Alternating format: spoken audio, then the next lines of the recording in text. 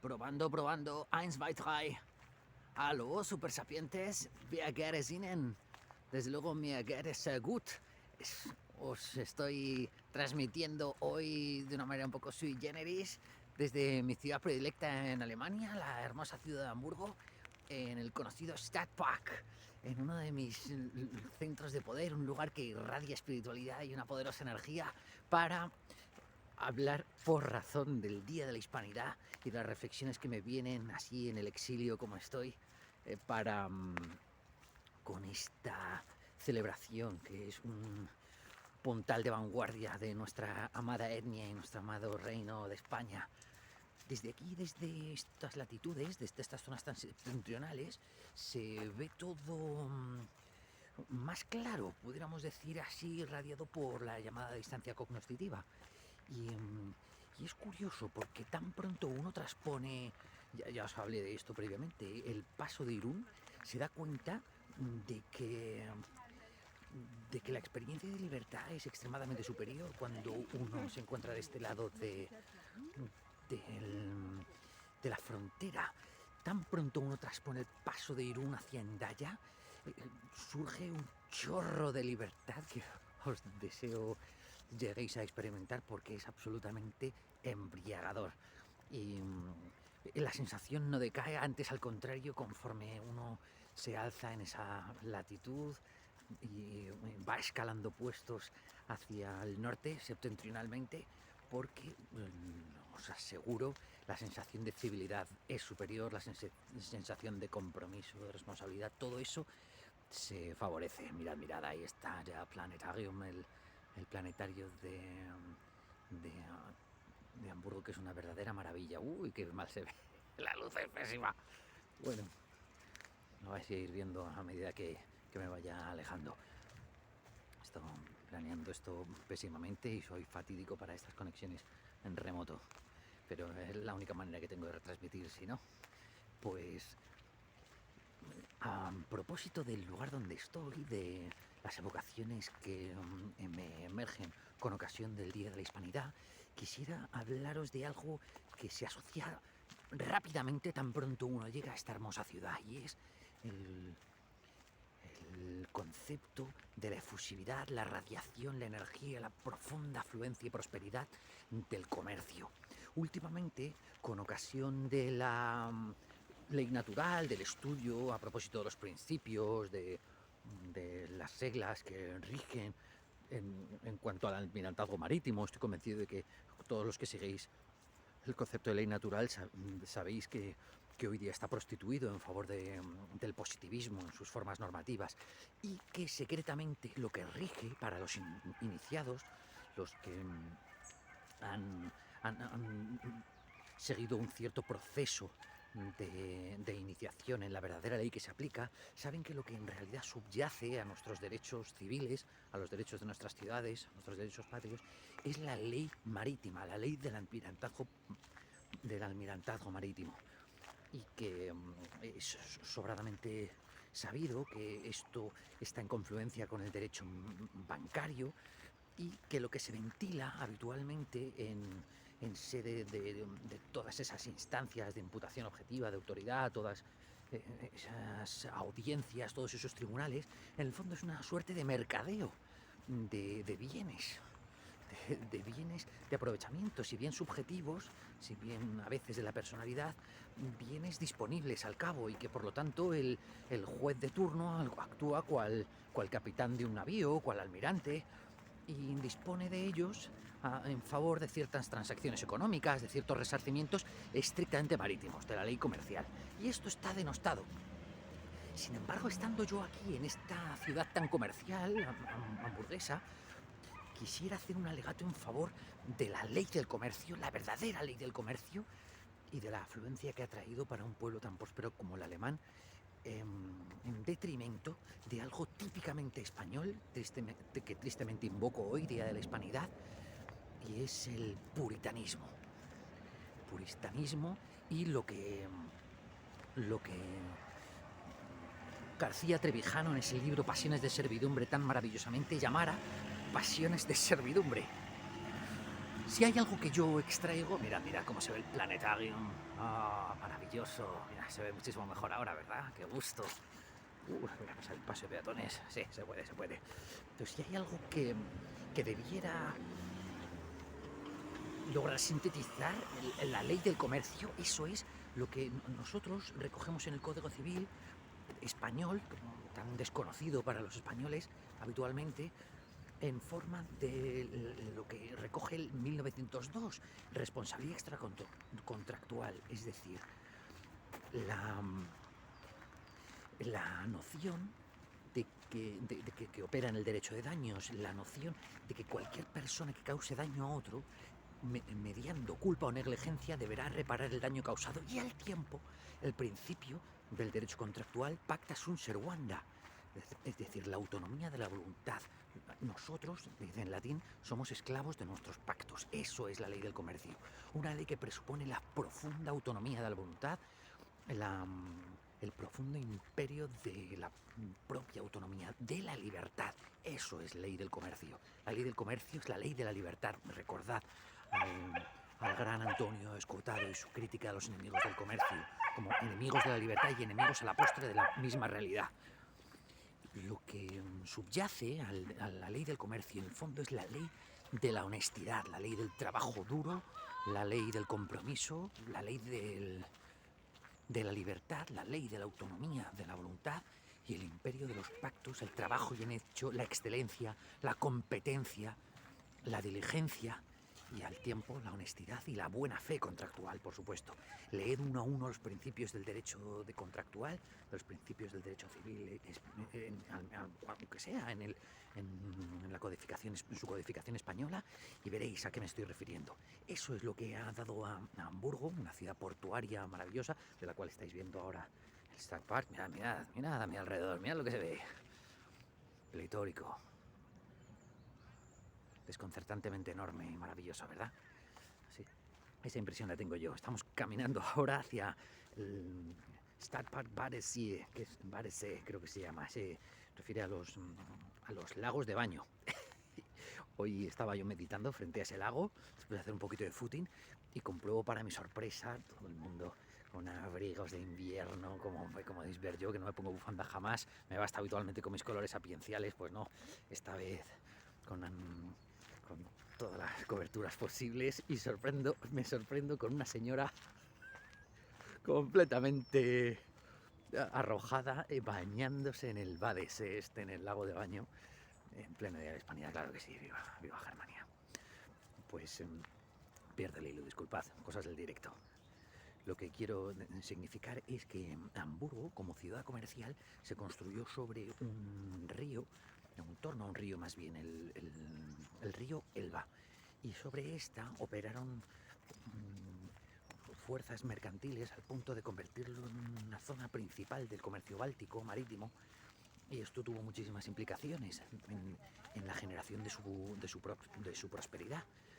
Se convirtió en un lugar casi de piratería, pero no piratería en el sentido que nosotros habitualmente asociamos, como esos rebeldes, contumaces, parásitos del mercado del oro hispánico. Piratería en el mejor de los sentidos. Piratería en el sentido que utilizamos los que profesamos la comunidad de los nómadas itinerantes, autocaravaneros. De piratería en el sentido del reducto anarcocapitalista de la libertad.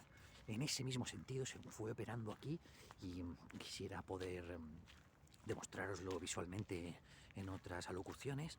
Se fue asentando el primer bastión comercial del norte de Europa, que comunicaba Inglaterra, el Báltico, el norte de Francia y por supuesto también expediciones americanas, desde aquí, operando desde la ciudad de Hamburgo.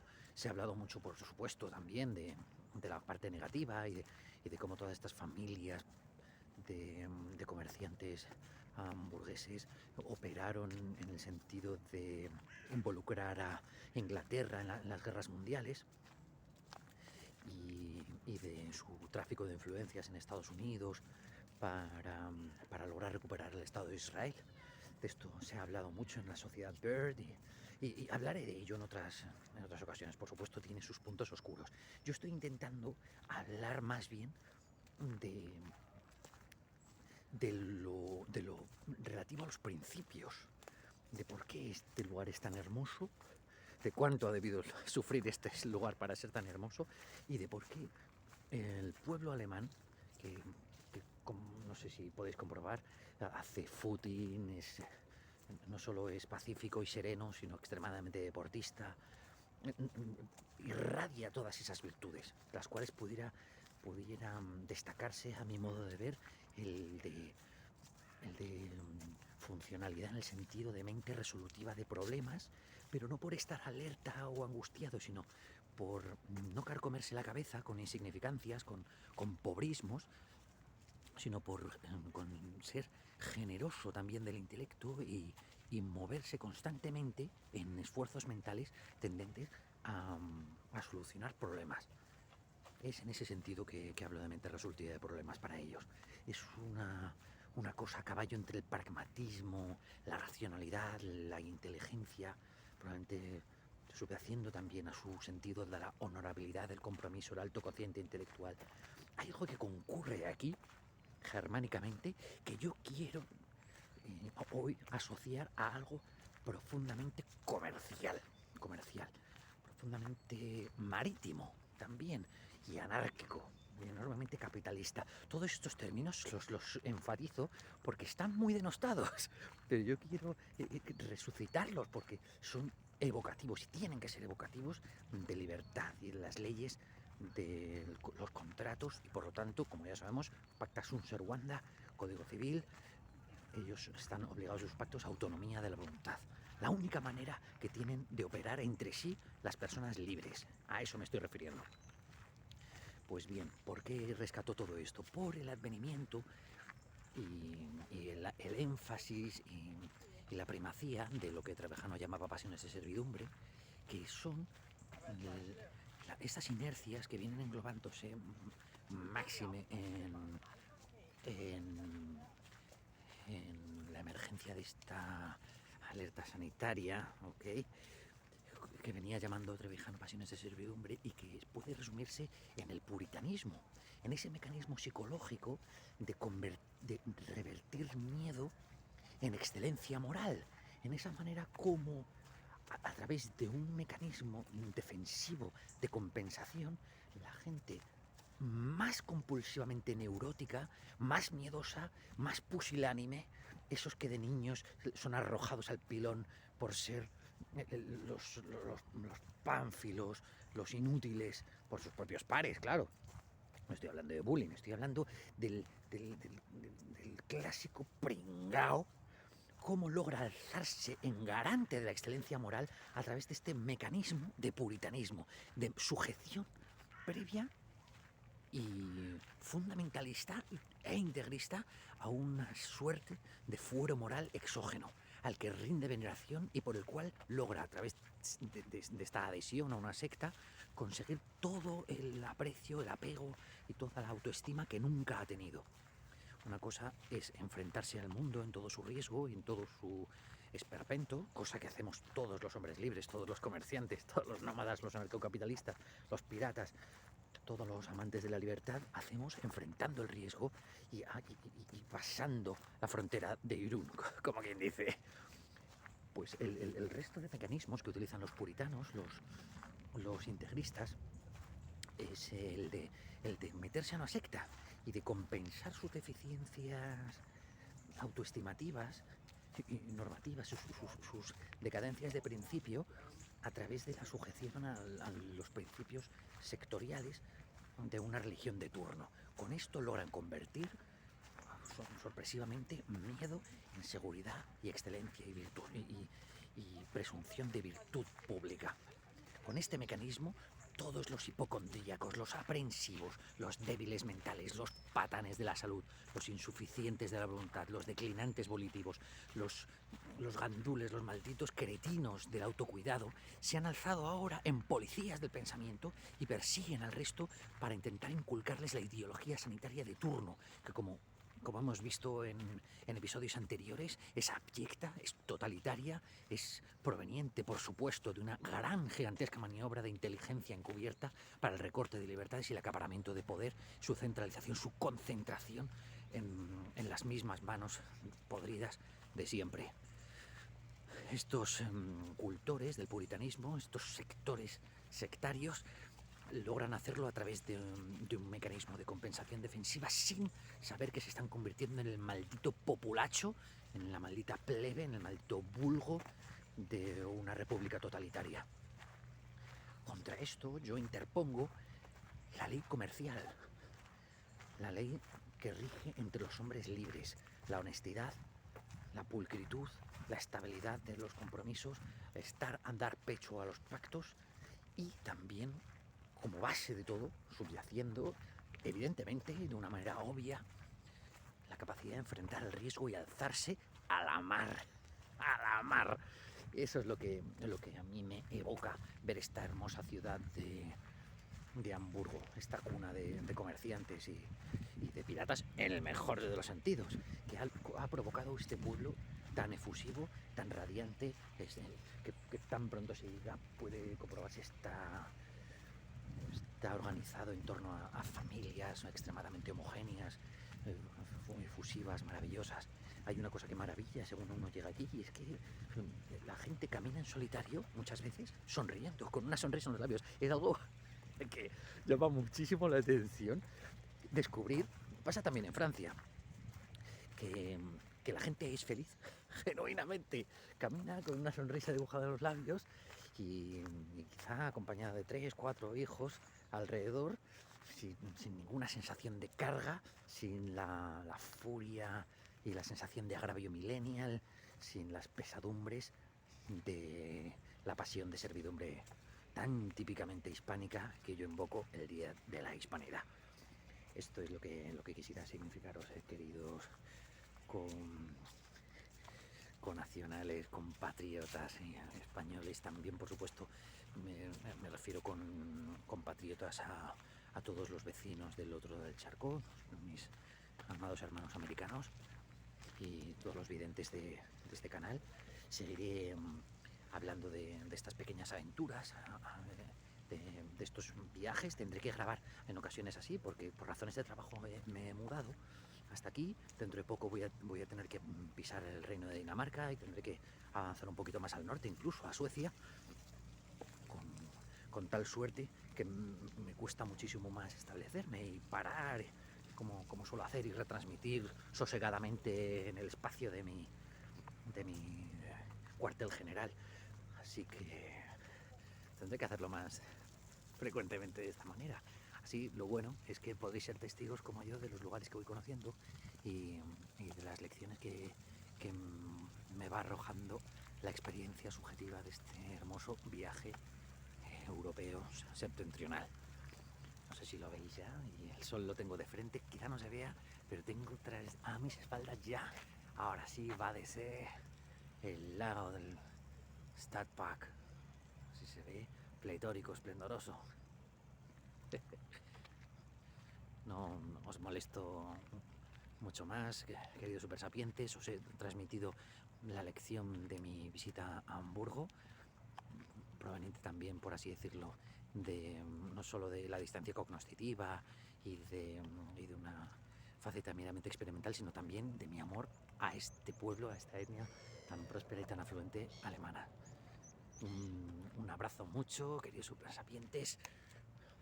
Recordad que os quiero, suscribíos si no lo habéis hecho, dar un like, así estáis conmigo en estas aventuras extranjeras, en el exilio, y cuando menos, si no, echad un vistazo al Código Civil Español, a la sección de contratos, y examinad ahí qué es lo que se presume para la gente adulta, la gente que no ha renunciado infantilizándose por miedo, por hipocondria, una alerta de seguridad del momento, y a su propio arbitrio, a su propia capacidad civil de obrar, y que se conduce como una persona adulta, conforme a la ley del comercio. Echad un vistazo